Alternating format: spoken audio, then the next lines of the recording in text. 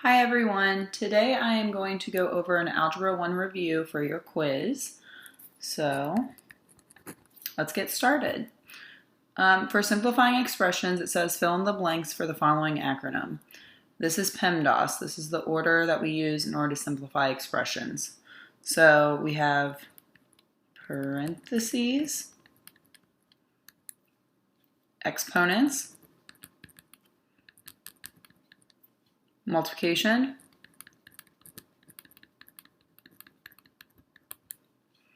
D stands for division, A is addition, and S is subtraction. And this is the order we are going to follow as we go to simplify the following expressions. So we're going to start with P, the parentheses, which we do have parentheses here. We have this 9 minus 4, so we're going to take care of that first. So I'm going to keep this negative 13 plus 2, and 9 minus 4 is 5. Okay, I do not have any exponents, so I'm going to look for multiplication. I have 2 times 5, so I'm going to keep this negative 13 the same. 2 times 5 is 10. Okay, that's what I did next. And then I have no division. Addition, I have negative 13 plus 10, which equals negative 3. Okay. Number 2, I'm going to start back over. I have parentheses. I've got this 2 plus 4 right here, which is 6. Okay. I have no exponents.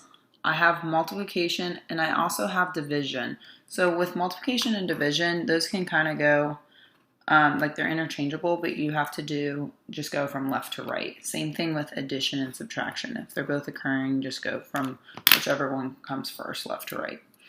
So we've got 8 times 6, which is 48. And then we still have this divided by 3, which equals 16. And then over here, I've got parentheses, but these are not like terms, so I'm going to leave them alone. I have no exponents. I do have multiplication. This is a negative 1 out in front right here. So I need to distribute that negative 1 to every term inside of the parentheses. So negative 1 times 6x is negative 6x. Negative 1 times negative 7 is positive 7, because remember, two negatives make a positive. And I have this plus 9x. Now, as you guys can see here, this is all addition and subtraction at this point. So now I'm just going to combine my like terms. I have this negative 6x plus 9x, which equals 3x. And then I have this plus 7 left over. Okay. All right, now we are going to head into evaluating expressions. So it says evaluate the expressions below. X divided by 9 minus 7 when x equals 18. So that means I'm going to plug in this 18 for where the x is. So I have 18 over 9 minus 7. 18 divided by 9 is 2 minus 7, because I didn't touch that. And then 2 minus 7 is negative 5. Okay. Number 5, I have a times 8 plus b plus 5 when a is 3 and b is negative 2. So I'm going to plug the 3 in for a and then negative 2 in for b. So I have 3 parentheses 8 plus, negative 2 plus 5. Okay, and if I follow my expression simplifying, I'm going to do PEMDAS. So I'm going to do parentheses first. So this is really just saying 8 minus 2, because if you have a positive and a negative, remember it just becomes negative. So I'm going to keep this 3. 8 minus 2 is 6. And then I still have this plus 5 over here. Then next we come multiplication. 6 times 3 is 18. Plus 5 would be 23.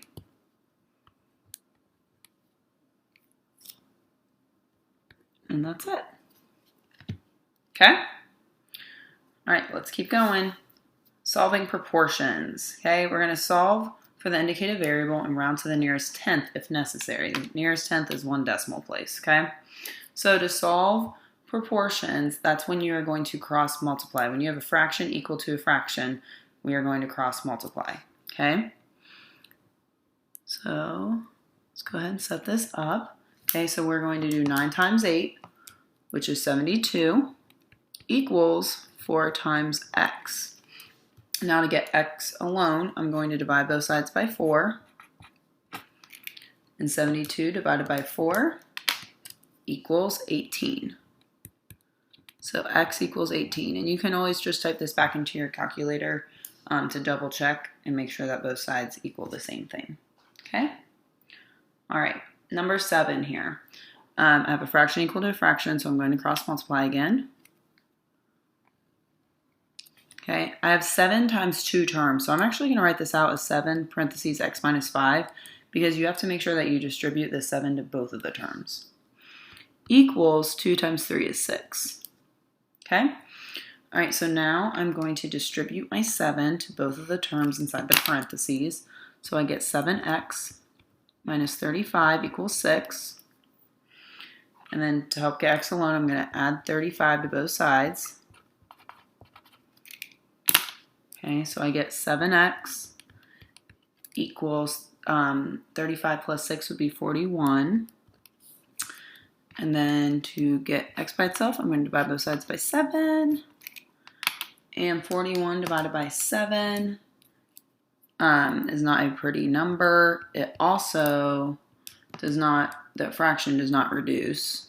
There's no number that goes into 41 and 7. So you can give me the answer as 41 over 7, or you could say 5 point, on your calculator it says 5.85. So because there's a 5, we're going to bump it up and say 5.9. Okay? So either one of those answers works there. Okay, let's flip this over. Now we're getting into our word problems. Okay, solving word problems. It says Nick received $20 from his grandma for his birthday. He decided to deposit the $20 into his savings and save an additional $130 per week from his job so he can purchase an iPad for $500. How many weeks will it take Nick to save enough money to purchase the iPad? So, it said that he decided to deposit the $20 into his savings. Okay, so it was the $20 and save an additional or adding $130 per week. Okay, so each week he has $130. So for 2 weeks he would get $260. Okay, and the iPad is $500. We want to know how many weeks it will take him to save enough money for the iPad. So I need this to equal $500, right? So x is going to equal the number of weeks.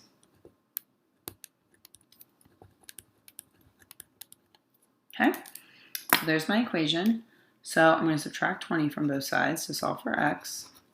Oops. Here we go. So I get 130x equals, that's 480. Okay, and then to get x completely by itself, I'm going to divide 130 by both sides.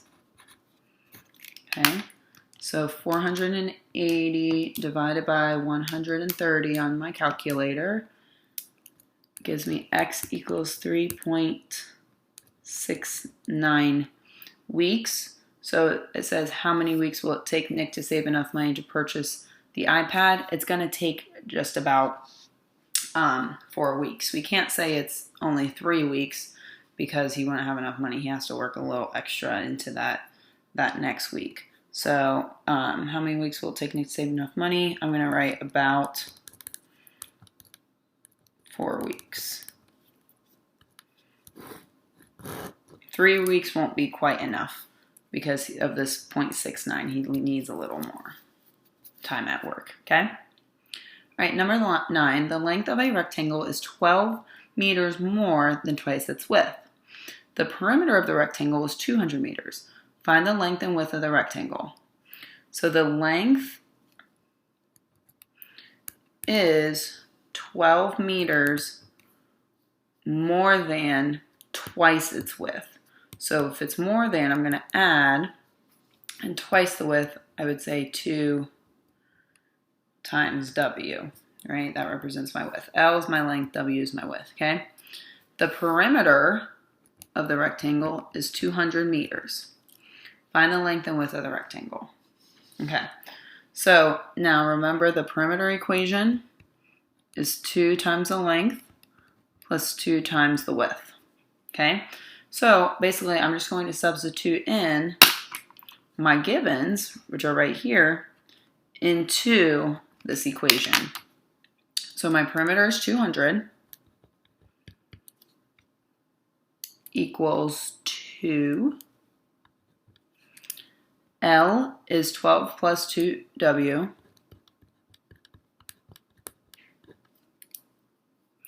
And then I still have this plus 2W. Okay, so the 200 was P equals 2 times L, which is the 12 plus 2W, plus this extra 2W here. That's your width, okay? All right, so now we just go ahead and solve this. Inside the parentheses, we do not have like terms, so I'm just going to go ahead and I'm able to distribute this 2 right away. So I get 200 equals 24 plus 4W, and then I still have this plus 2W on the end here, okay? Now I'm going to combine my like terms. I've got these 4W plus 2W over here, so I'm going to say 200 equals 24 plus 6W. 4 plus 2 is 6. And then to solve for W, I'm going to subtract both sides by 24. Okay, whoops. 200 minus 24 equals 176 equals 6W. That's all I have left on this side. Okay, and then to get W by itself, I'm going to divide both sides by 6. 176 divided by 6 is 29.3.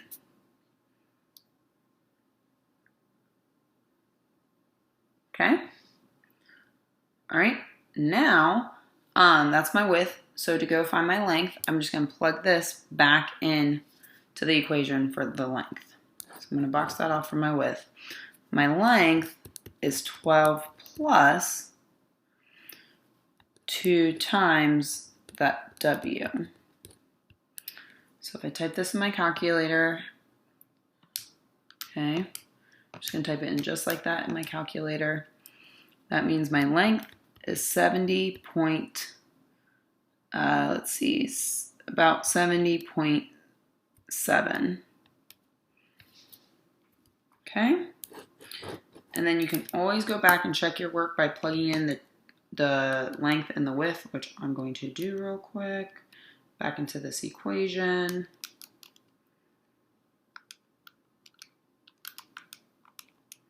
And I got 200 when I plugged that back in.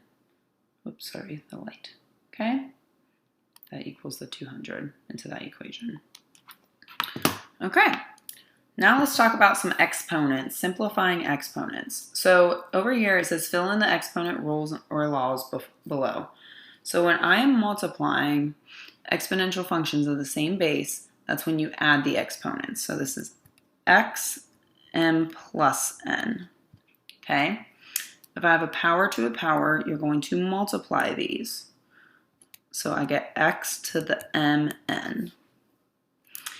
If I'm dividing exponential functions by the same base, I'm going to subtract the exponents. So this becomes x to the m minus n. If I have something to the first power, it's just always that something right there. Anything raised to the 0 power always equals 1. This, no matter what this is in for x, it's just always going to equal 1 here if it's raised to the 0 power. And then remember, you cannot have negative exponents, so to make them positive, you just put them on the other side of the fraction, okay? Because this is really all over 1. So you're basically just going to flip it. Okay? All right, now let's simplify some now that we've gone over our exponent rules. Okay? So I've got 12 x to the negative third. That 12 is not doing anything special here, but I have this negative 3 x to the negative third, so I need to make that positive. So this becomes 12 over x to the third. Now that 3 is positive, so I'm good. Number 11, I have negative 5 times x to the 0. Well, remember, x to the 0 equals 1. So I have negative 5 times 1, which is just negative 5. Okay, over here I have 9x to the 7th divided by 36x to the 3rd. Remember, you want to simplify your numbers first and then the variables. So I'm going to do 9 divided by 36 on my calculator. I'm going to change that into a fraction. I get 1/4. And I have x to the 7th divided by x to the 3rd. When I'm dividing exponential functions of the same base, which is my x, you subtract the exponents. So 7 minus 3 is 4. So I get x to the 4th. Okay, now if you want, you can rewrite this as just x to the 4th over that 4 that's in the denominator. That one came from me simplifying the 9 and the 36. Okay? All right, over here, remember when you're multiplying exponential functions at the same base, we're going to add these exponents. So 2 plus 9 is 11. Okay? And my last one down here, I got 4x to the negative 2nd to the 3rd power. So when I have a power to a power, remember I'm going to multiply. Now you have to do it to everything that's inside the parentheses here. So there's really a 1. That 4 to the 1st is just 4. So there's really that exponent of 1. So I need to distribute this 3 to both of these exponents. So I'm going to get 4 to the 1 times 3 is 3. X negative 2 times 3 is negative 6. Okay? Now I got to figure out what 4 to the 3rd is. So I'm going to type that in my calculator. 4 to the 3rd is 64.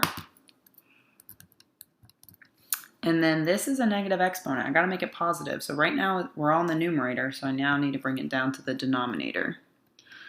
So x to the 6th. Okay? All right, next page. Simplifying square roots. Okay, so remember that you need to look for the biggest perfect square.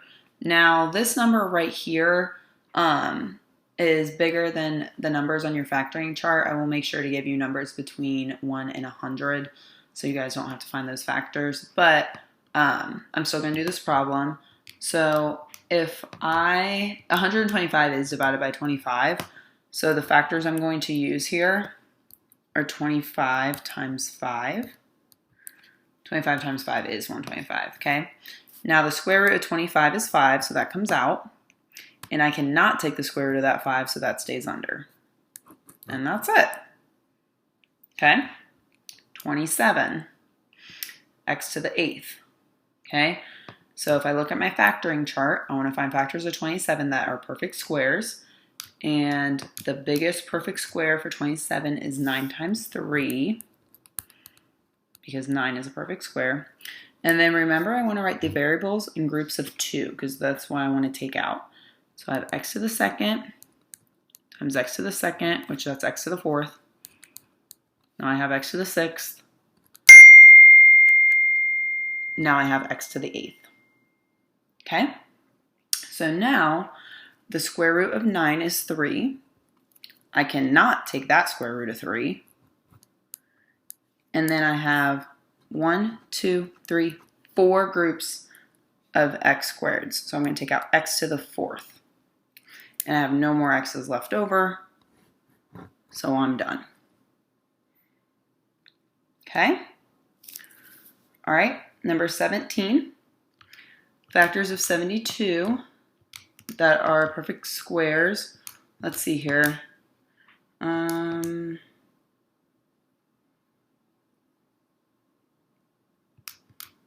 I don't have my factoring chart with me, so just give me a second. It's 36, yeah. Okay, so I'm going to keep this 2 out in front, and I'm going to do 36 times 2. Okay, 36 times 2 is 72. 36 is the biggest perfect square, okay? You can divide 72 by 9, but 36 is the bigger perfect square. Okay, so make sure you're using 36. And I only have one x under here, so I'm just going to write that. I can't even write that in a group of 2. So now the square root of 36 is 6, so that comes out. And I already have this 2 out in front, so I need to keep that 2 out in front as well. Okay? Then I cannot take the square root of that 2, so that stays under. And there's no group of 2's for the x's, so that x stays under as well. Now remember, when we have stuff out in front of the radical, we're going to multiply those together. So 2 times 6 is 12, and then I just keep what's under the radical the same there. Okay? Number 18, the square root of 81, x to the 13th. So 81 is actually a perfect square, okay, because 9 times 9 is 81. So I'm going to go ahead and take out the 9. And then x to the 13th, let's write these out. So I need to write these into groups of 2.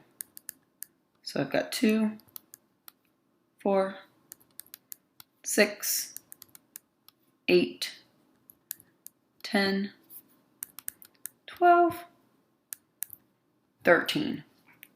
2, 4, 6, 8, 10, 12, 13. Yep, okay. So I've got 1, 2, 3, 4, 5, 6 groups of 2. So I'm going to take out 9x to the 6th, and then this little guy is lonely, so he has got to stay underneath the radical because he's not in a group of 2. Okay? Alrighty. Writing linear equations, okay? Linear equations are in the form y equals mx plus b. This is slope-intercept form. M represents your slope, and b represents your y-intercept. Okay? So number 19 says identify the slope in the y-intercept. So I am in y equals mx plus b form here. So my slope would be this m value, which is negative 1/7. And my y-intercept would be 3, because that's where b is. Okay? Number 20 says find the slope given 2 points. So if I give you 2 coordinate points, I ask you to find the slope, you need to use the formula m equals y2 minus y1 over x2 minus x1. You can find that formula in your notes. Okay, now in order to plug in all that information, let's go ahead and label our coordinate points. So I get x1, y1, x2, y2. Remember, the 1 represents the first point, the 2 represents the second point. Okay, so now I'm just going to plug in all these numbers into the formula. So y2 is 3 minus y1 is 5 over x2, which is negative 3, minus x1, which is 3. 3 minus 5 is negative 2 over negative 3 minus 3 is negative 6. 2 negatives make it positive, and then 2 over 6 is 1/3. You can type that in your calculator if you need to. Okay, let's keep it going here. Okay, it says write the equation in slope-intercept form. So looking here at this, okay, I'm going to plug in m and b into this equation. So I get y equals m, which is 9/5, x plus negative 2. But remember, a positive and a negative, the negative is going to overrule, so I can just write minus 2 right there. Okay. Number 22, we are given points negative 6, 5 and negative 2, negative 1 with the y-intercept of negative 4. So let's see here. I'm going to use the formula that I just used up here because I need to find the slope. I have the y-intercept, but I don't have m. I need m. I need the slope. So let's label these. Whoops. x1, y1, x2, y2. So m is going to equal y2, which is negative 1, minus y1, which is 5, over x2, negative 2, minus x1, which is negative 6. 1, x2 minus x1, okay. Negative 1 minus 5 is negative 6 over, now two negatives make it positive, so this is really negative 2 plus 6, okay, which that is, what, 4? A negative divided by a positive is a negative, and then 6 over 4 reduces to 3 over 2. So now that I know m and b, I can plug that into my formula. So I get y equals m, which is negative 3 over 2, x minus 4, because the b value is negative 4. Okay? All right. Now it says determine if the lines below are parallel, perpendicular, or neither, and explain. Okay. So if I take a look here, remember parallel lines have the same slope, and perpendicular lines have opposite reciprocals. Okay? So parallel is the same, perpendicular, opposite reciprocals. So I just need to know what the slopes are. Okay, I need to compare the slopes here. So this slope, m is negative 1/5. So I need to go find this slope. This is not in y equals mx plus b form. This one was, this one is not. So in order to do that, I need to add 5x to both sides. That gets rid of that, so I'm left with y equals 5x plus 8. So now m over here is 5. So these clearly are not the same, so they are not parallel. Okay, let's see if they're perpendicular.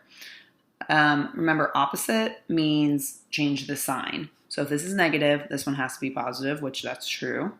And then reciprocals, the reciprocal 1/5, reciprocal means flip it, becomes 5 over 1, which is what that is. So these lines are perpendicular. Because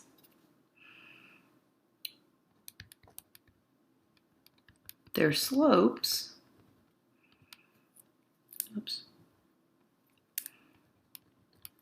are opposite reciprocals. Okay? All right, number 24, it says write the equation of a line passing through negative 5, 2, that is parallel to negative 3x plus 5y equals 25. So let's see here. We are going to have to use point slope form. Point slope form is y minus y1 equals m times x minus x1. The reason why we want to use this is because we have a point, and then we can find, since we want a parallel line, I need to find this slope, and then that's the slope I'm going to plug in for m. Okay, so here is my x1, y1, because that's my slope, or I'm sorry, my point. And I'm going to go solve this equation over here to find what the slope is, so I can make sure it's the same since I want a parallel line. So I need to add 3x to both sides. I get 5y equals 3x plus 25. And then we divide everything by 5. Oops, sorry. So I get y equals 3/5 x plus 25 divided by 5 is 5. So my slope here is 3/5. So that's the slope I need. Since I want a parallel line, I need that same slope plugged in over here as well. Okay, so I've got y minus y1 is 2 equals my slope of 3/5 times x minus x1 is negative 5. Okay, so now I just need to simplify over here. So I get y minus 2 equals 3/5. And inside here, two negatives make a positive, so I get x plus 5. And I want to write this in y equals mx plus b form because it says write it in slope-intercept form. Okay, so I need to distribute this 3/5 y minus 2 equals 3/5 x. Let's see, plus 3. Those 5s will cancel. Yep, I'm left with 3. Okay, and then to get y by itself, I need to add 2 to both sides. So I get y equals 3/5 x plus 3 plus 2 is 5.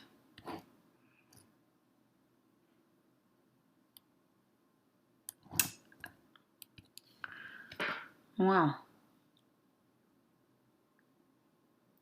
That ended up being the same line.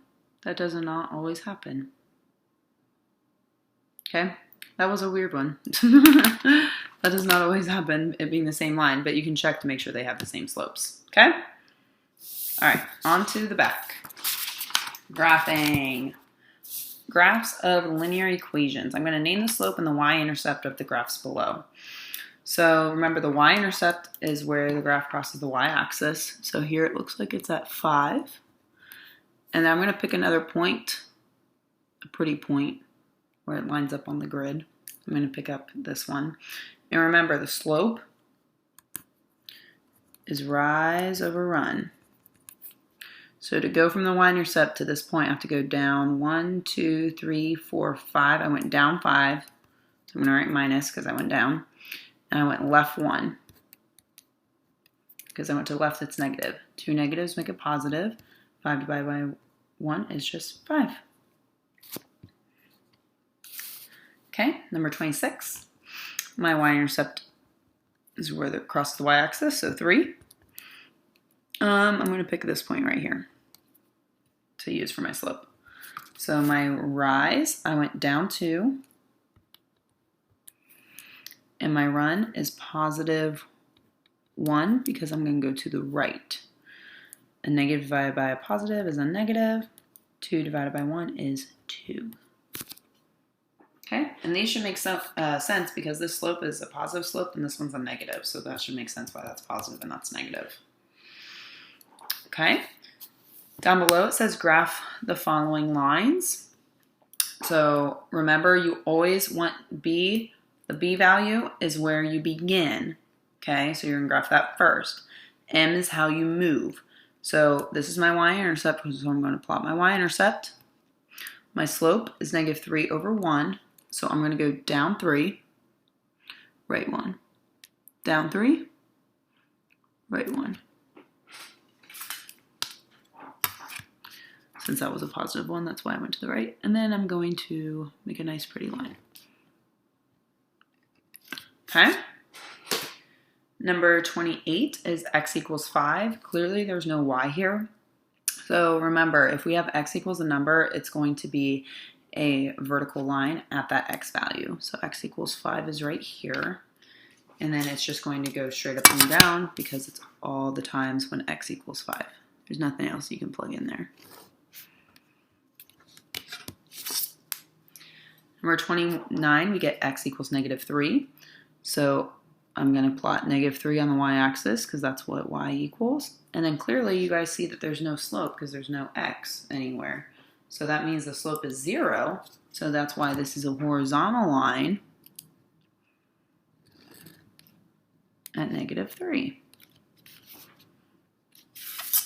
Anytime you guys get y equals a number, it's a horizontal line at that y value. Okay, 2 more. Graph the line using a table of values. So this is when you guys get to pick any x values that are on your grid to plug in to solve for y. So I'm going to use, let's see, negative 2, negative 1, 0, 1, 2, 3. Okay. Now I'm going to solve for these y values by plugging in these x values. So let's see, if I plug in a negative 2 minus 3y equals negative 12. Okay, I'm going to solve for y. So I'm going to add 2. Negative 3y equals negative 10. Yep. divided by -3.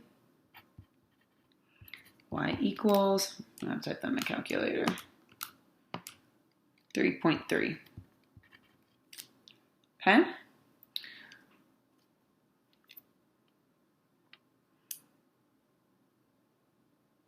Just checking my work, sorry. Okay, yep, we're good. Oops. Okay, now I'm going to plug in -1 in for x. So I get -1 minus 3y equals -12. So I'm going to add 1 to both sides. -3y equals -11. I'm going to divide both sides by -3. Y equals 3.6.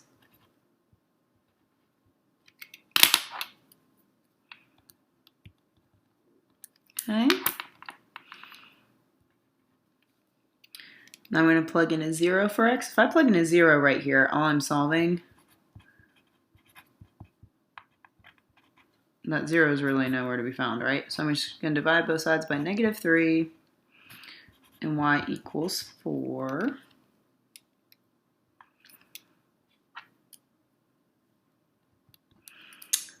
Okay, now let me plug in a 1. 1 minus 3y equals -12. So I got to subtract 1 from both sides. -3y equals -13. Divided by -3, y equals 4.3. These are not pretty numbers. Okay, let's plug in a 2 now. Kind of running out of room. I'm going to go up here. So 2 minus 3y equals -12. So I'm going to subtract 2 from both sides. -3y equals -14. Divided by -3. Y equals, oops, 14 divided by 3. 4.6.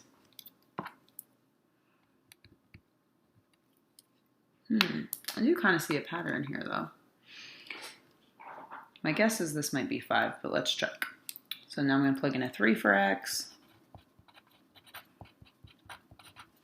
Okay, I'm going to subtract 3 from both sides. So -3y equals -15. I'm going to divide by -3. And y does equal 5. Okay? So you guys should start to see a pattern in the table of values because these are linear functions. Okay? Not trying to trick you with anything. So now we're going to plot all these points. So I've got -2, 3.3. So -2, 1, 2, 3. 0.3 will maybe be like right there. I'm going to go -1, 3.6. That will be like a little, like kind of halfway in the box, a little more than that. I've got 0, 4. I've got 1, 4.3. So up 4 and then about 0.3. I've got 2, 4.6. And I've got 3, 5. So as you guys can see here, we are going in a straight line. Connect your dots. All right, one more problem. Graph the line by finding the x and y intercepts. Okay, so let's see. Let's find the y-intercept first. That means I want to solve for y. So if I want y, I don't want x, right? So I'm going to plug in the 0 for x. So 7 times 0 is 5y equals 20. And check your setup. If I'm looking for the y-intercept, I want y. I don't want x. That's why I'm going to plug in a 0 there. So 7 times 0 is just 0, so that's gone. So I get 5y equals 20. Then I'm going to divide both sides by 5. Y equals 4. So on the y-axis, I'm going to plot 4. Now to find the x-intercept, I want x, I don't want y. So I'm going to keep 7x plus 5. I don't want the y, so I'm going to plug in a 0, equals 20. And that should make sense because I want x since I'm solving for the x-intercept. 5 times 0 is just 0. So 7x equals 20. And solve for x, I'm going to divide both sides by 7. X equals 20 divided by 7 is 2.857. So what would that be? So about 2.8. Okay, it's going to be very close to the 3, but not quite at the 3. Okay, on the x-axis. And then I'm going to connect my points. All right, that's it for your review. Please ask your teacher any of the additional questions that you may have before your test. See ya!